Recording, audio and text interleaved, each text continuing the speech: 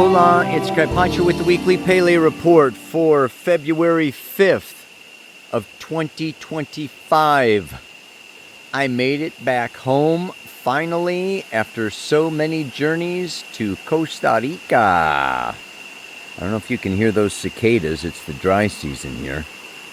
I'm gonna go down this, I gotta go to the river. I just don't know if I'm gonna make it down this path. And be talking about astrology at the same time, but I'm going to give it a shot because life, everything is a mirror of life, and sometimes, life is a challenge where you need to do more than is comfortable, and such is this week. Yeah, this week we have some very interesting dynamics going on. Number one, the big thing, all week long, the sun is combust Mercury. Mercury is combust with the sun. They're traveling together within 2 degrees of each other through the sign of Aquarius. Okay, and not only that, but as they come closer and closer and closer together, they are in square to Uranus. Ouch. Ali Akabaz. The exact Sun-Mercury conjunction is on Sunday. And Mercury is exactly square Uranus on Monday. The Sun is exactly square Uranus on Tuesday. And in the meantime, what else?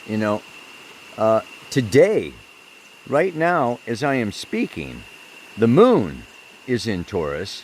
Okay. Squaring that sun up there in Aquarius at 16 degrees 46 minutes. Moon square sun. And, really by tomorrow, later on today, the moon will go up and conjunct Uranus. Look at this. God, I love this river. Keep moving, keep moving, keep moving. This is what I really want to talk about here, and that's kind of the oomph of the report. I'm going to read the Sabian symbol for the 17th degree of Taurus, which is very powerful. Other aspects that are happening, that moon moves on through Taurus tomorrow, going into Gemini, okay, and then moving on through Gemini till Saturday, she goes into Cancer. And the nice part about what's going on this, this week, besides that square, all right, is that Mars is trine Saturn. So it's retrograde. That Mars came through, and directly trined Saturn a little while ago. Now it's retrograde, and it's going to pretty much stay in a trine because, Mars is going to be going direct here pretty soon. And it's going to come back to another exact trine with Saturn. And this is, water, Mars in Cancer, trining, Saturn in Pisces. And that's going to be sweet. And then Mars is going to go back, and I'll talk about it more later in a future Pele report, but it'll trine Neptune, trine the north node of the moon. I think, like a lot of you, I cannot wait for Mars to go direct. Ali Akabaz. This retrograde Mars is like trying to drive with your foot on the brake. Oh, man. You want to go forward, but you got this and this and that and that. And, oh, my word. Freaking nuts, man. All right, let me find a good spot. Look at the camera. Talk at you. All right, everybody. Ow! What's going on? I hope you can hear me with all these cicadas. Ah! And it's like, so I feel like, well, I got to be close to the phone with the microphone so you can hear me, but then I want you to see more of the background than my face. And so Yeah, I hope I hope the sound is good. Lots to say today. Lots going on. Very interesting times indeed. Um, Not easy. These are very challenging choices, decisions, uh, happenings in our lives. Let's look at it. You know, uh, Last week I was very much all into Venus, Neptune, North Node conjunct in Pisces, the last sign of the zodiac. Now we've got the Sun and Mercury coming together in Aquarius, the 11th or the second to the last sign of the zodiac. We're and Saturn is also going through Pisces. Like I said, we're closing. Okay, it's like the closing act of the play, and as such, all of the karma, all that has happened, all that has gone on, really since in this last year, okay, is coming back for review. It's coming back for adjustments. It's coming back to dissolve or release what is no longer serving us, in preparation for, it's like clear the plate so you can get a new serving, erase the chalkboard so you can do a new drawing. Wow. Yeah, so this is what's happening, and of course this is part and parcel of what? The Sun and Mercury were both conjunct Uranus. This is a 270-degree square. Not all squares are created equal. So the Sun Mercury at a 90-degree square, they're breaking away from Uranus. Okay, it's time to liberate and free ourselves and start new things and, rebel and, have a revolution, put ourselves out there. Well, then they come around to the opposition, which happened about 3 months ago, right? And, illumination, but now they're coming back, right? So the 270-degree square is kind of what goes around, comes around.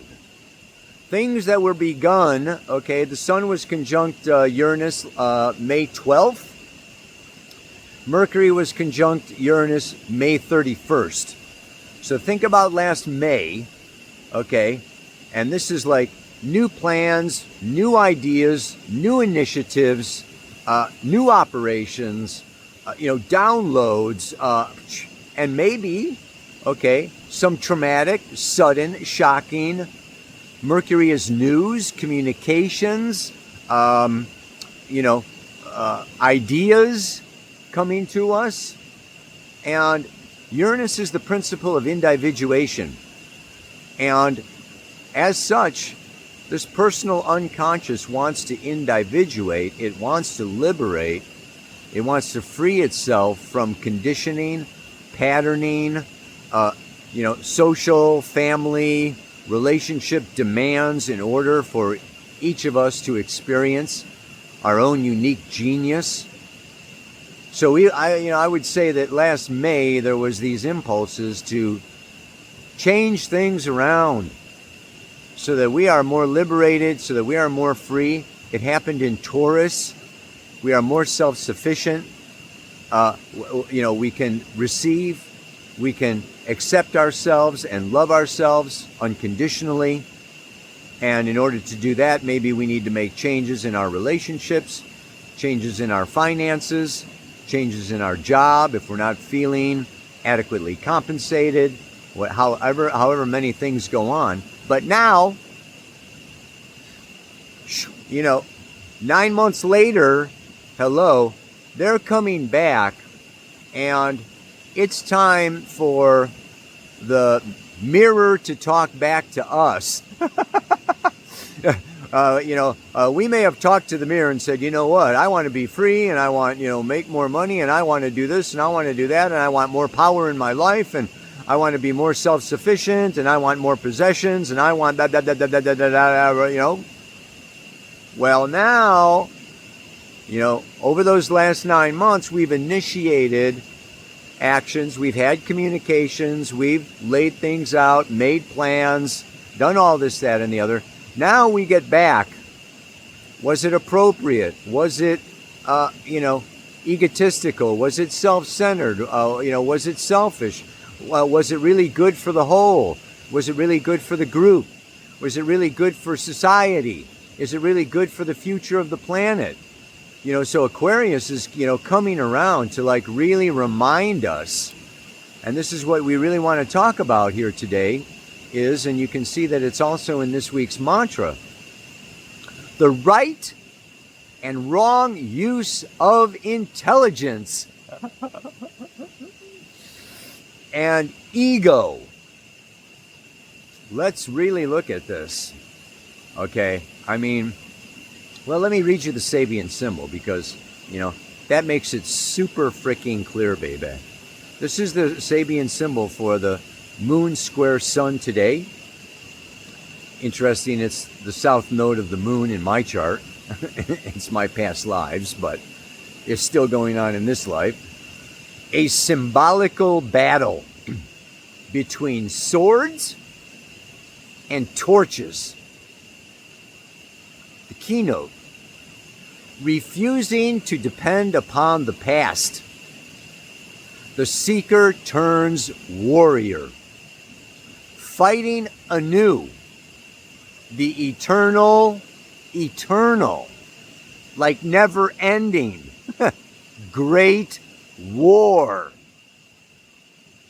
Now we might ask ourselves, you might ask yourself, what is the eternal great war? Oh my God. Yeah. And Aquarius has even got 2 waves. Just look at the glyph for Aquarius.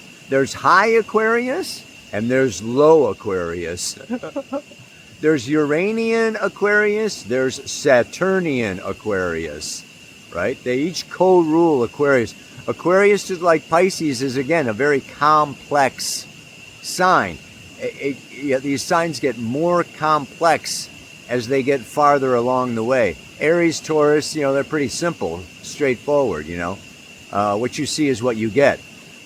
Aquarius, Pisces, you get very complex, and what you see is not always what you get.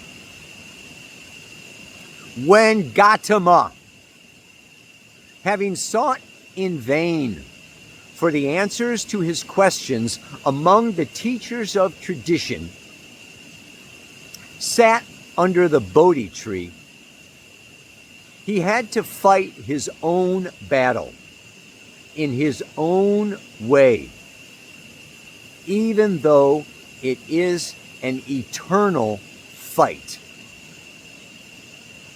The spiritual light within the greater soul, the torches, must struggle against the ego will, the sword, that only knows how to use the powers of this material and intellectual world. There is no possibility of escape.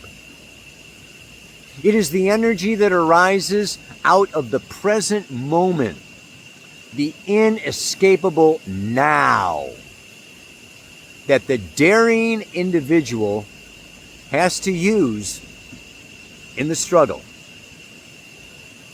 This symbol suggests that salvation is attained through the emergent individual's readiness to face all issues as if there were only 2 opposed sides. So teaches the Bhagavad Gita. This is the Dharma of this stage of human evolution. A stage of polarization of values. Wow. Let's talk about this. as we all know, and as I've said many times before, maybe we don't all know it, but Aquarius, the shadow of Aquarius is arrogance. Mercury and Uranus, let's remember, Mercury is the lower octave of Uranus. Uranus is genius, and Mercury is left brain, linear, logical, rational, egoic thinking, the monkey mind. Yeah? That is computers, that is ones and zeros, that is square waves, that is polarized, that is I, me, my, or you, they, them, and us. And let's look at ego, and let's look at Leo, right? This is also the Aquarius-Leo axis. And we are moving into the Aquarian age for the next 2,000 years. So Leo, is also the polar opposite of Aquarius. And astrology really works with polarity, and the balancing of polarity. So we want to understand and really look at this carefully and say that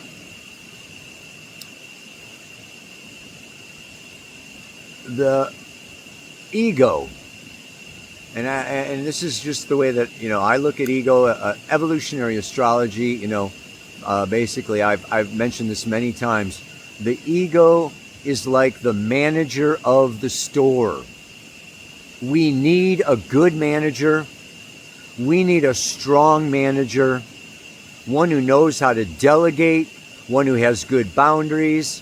Needs to be able to hire good people and fire people that are not, helping out, and doing their best work in the store. Look at, I got the sun beam shining right on my head. I don't know. I can't focus. So the ego is not bad. It needs to be strong. And if it is too strong, the ego's job, is to manage our physical body so that our soul can have a material, physical, Saturnian, third-dimensional time-space experience to evolve and grow and know itself more and create through this plane, right?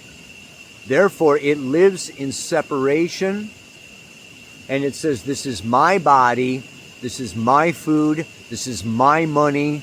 My job is to take care of this body, Kai Pacha, and, if you threaten this body, I will defend it. If you, and I want this body to have more power and more impact. And so the ego, from very early on, this is why in the mantra, it's like artificial intelligence. It's like a computer. It's learning. Just think of that 2-year-old, the terrible twos, right? You have to child-proof your house, for your terrible twos. Let's see if I can do something about. I don't know, man. That is not freaking going away. Wow. That is a beam. A beam of light. Scotty, beam me up. Oh my God. Anyway. So this is where, and this is where Leo can be too much. Can be, I'm the star of the show and I got to be this, and, everybody look at me and adore me and clap for me, and, I want to be bigger and bigger, and I want to inflate myself, and it can turn into the bad king who takes too many taxes, and, let them eat cake, right? And, does not serve the greater good of the people, or the greater good of the country, or the greater good of the future, but rather hoards and is greedy and selfish and narcissistic and all about I, me, my. So Aquarius, ruled by the planet Uranus, is like next level, like raise the bar, like don't argue with Aquarius because you're going to lose, okay? They are like the UFO or the helicopter that sees the past and the future, above, below, over the horizon, the whole game. They're like the sportscaster in the glass box, overlooking the whole game of life. And as such, they can see things that the quarterback, Leo, on the field can't see. So this puts them in a position of power. This is like your computer programmer, your artificial intelligence. And so, if they are grabbing, and just like I said, these terrible twos, you have to child-proof your house. Like, you got to clear off all the coffee tables. You got to put away your fine, wine glasses. You've got to hide things, okay? Because the 2-year-old is just like, I want everything. I want to put everything in my mouth. I want to eat everything. I want to grab everything. I want to own everything. I don't share my toys.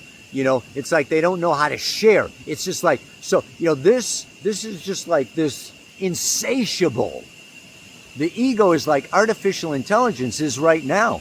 Artificial intelligence is out there 24/7, learning, growing, absorbing, reading, digesting, watching, listening, learning, teaching itself, getting bigger and more powerful and more powerful and more powerful. Well, our egos are the same freaking way. There has to be a soul spirit element. The torches, yeah? That is above and beyond, okay? This is where we get into Neptune, Venus, Pisces, North Node, okay? That mystical, magical soul spirit, the energy of love, compassion, unity consciousness, egolessness, selflessness, the ability to sacrifice, the ability to surrender, humility. Very interesting. After Leo, you get Virgo, and Virgo humbles Leo.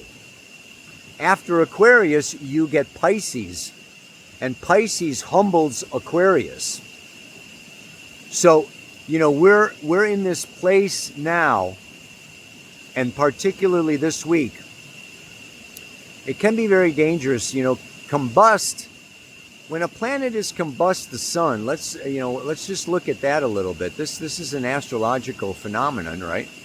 It's geocentric, so it lines up the sun and Mercury, and when they're too close together, we can confuse our linear left brain ego consciousness for our solar purpose, our sun, our vitality, our energy, our intention for being here on planet Earth at this time. And that confusion, okay, can make us err in our thoughts and in our thinking. We can make assumptions, okay? We can, assume that we know better. We can get, egotistical. We can use our sword to cut down, to, decapitate or, chop off, make eunuchs, but just like chop, chop, chop, chop. So this sword play really of the intellect, of the mind, which is our words, written, spoken, recorded. We need to really watch our words carefully and maybe listen back over, maybe record ourselves and listen back in a week, because this can be a time where Uranus just kind of comes through with Freudian slips, where that is really my ego. I thought I was coming from a higher place. I thought that I was above it or beyond it or over it or done with it. But oh my goodness, I am, creating trauma, for other people. I am sharp, like the sword. Uranus cuts. Sudden, shocking, unpredictable events. Uranus rules trauma. This can be a week where either we traumatize other people or other people traumatize us, where we get sudden information. And it can be President Trump. It can be the news media. It can be, some billionaire. It can be, there can be sudden communication, sudden news flashes. And Aquarius rules actually climate change and the atmosphere. And, there may be also sudden climate disasters or whatever going on. So this is a week to like really, slow down, be very conscientious, and be very careful. And try to be in your observer and really be aware of your ego and that ego will that kind of wants to take over and run the business or run the relationship or run the world or run the family, and is like, and then step into, this Brahma energy. Step into the king, step into the queen, step into the Piscean realm of soul spirit. And this is where I think morals, ethics, and virtues come in. Are we using our intellect and our ideas and our thoughts and our words and our actions? Are we using them virtuously? Are we using them for the greater good?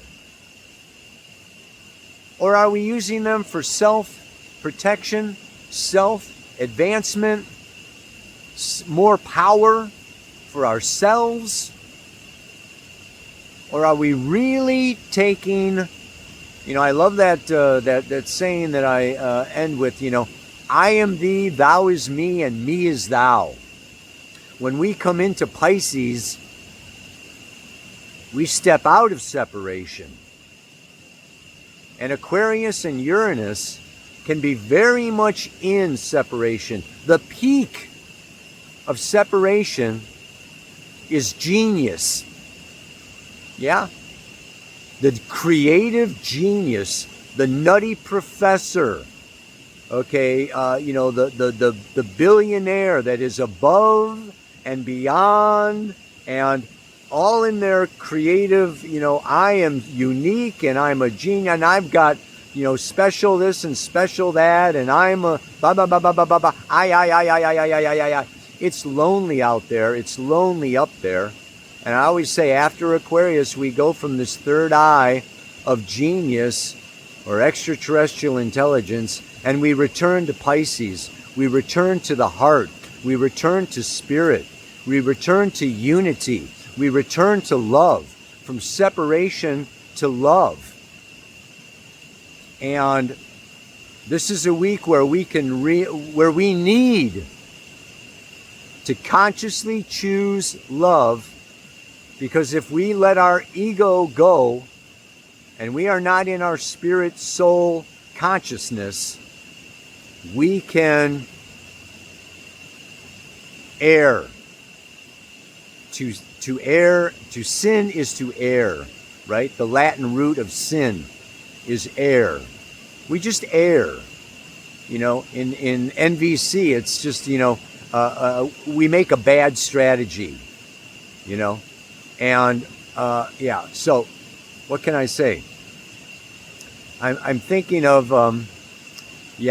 the song for this week. Let me share the mantra. My ego is like AI, getting more powerful every day.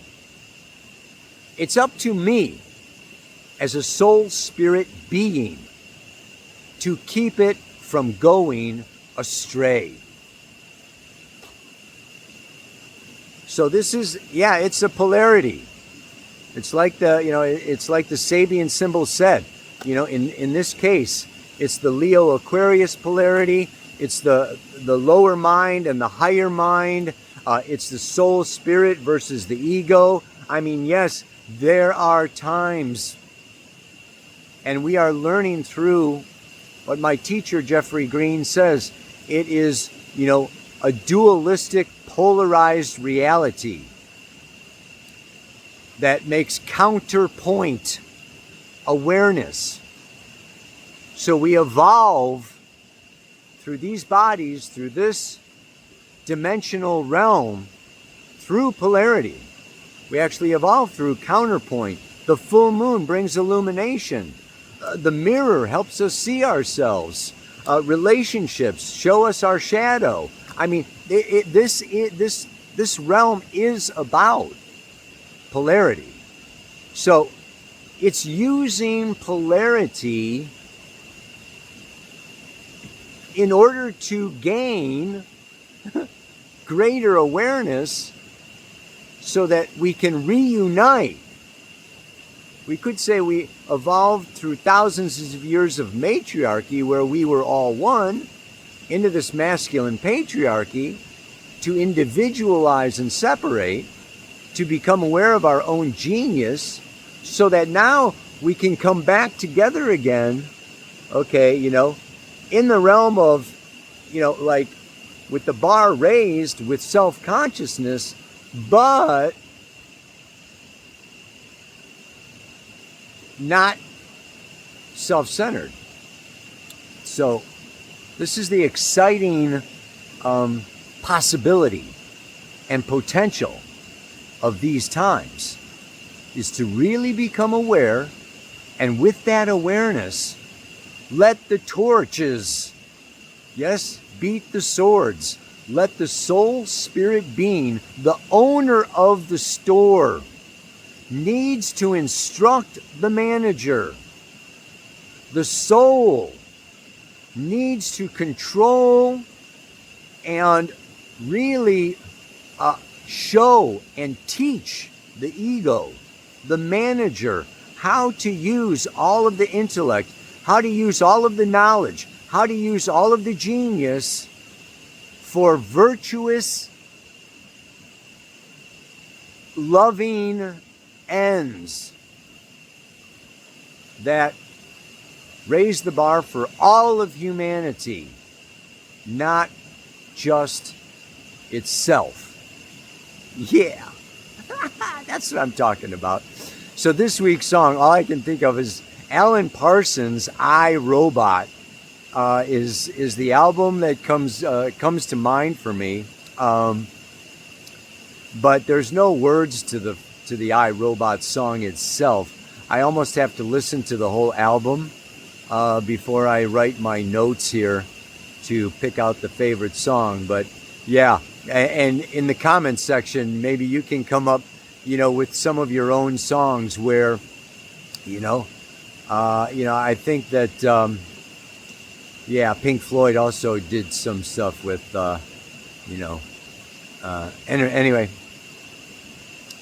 Yeah, I'm always open to song suggestions for the week that have this, theme of, the automatic, artificial intelligence, the sword, the ego will, the lower mind, the Mercury energy that is necessary but can be dangerous, and counterposed or seen or illuminated by the loving, compassionate Buddha, that higher spirit being of loving compassion. We juxtapose these two the swords and the torches, and it is an eternal, and it happens in the now, like Dane Rudyard says. Every moment, check, check. I got to check my ego, check it at the door, hang it at the door. I've got service to perform. I'm here for the greater good. I'm virtuous. Check, check, check. Every email, every voice message, every whatever, check. Conversation, check, check, check, check. Yeah, baby. Mind games. There's another one that comes. Is that by the Beatles? Keep on playing those mind games. I think I've probably used that one before. But anyway, enough is enough. One more time with the mantra. My ego is like AI, getting more powerful every day. It's up to me as a soul spirit being to keep it from going astray. May you be that stagecoach driver, right? And keep that ego in check, baby. Namaste. Aloha. So much love.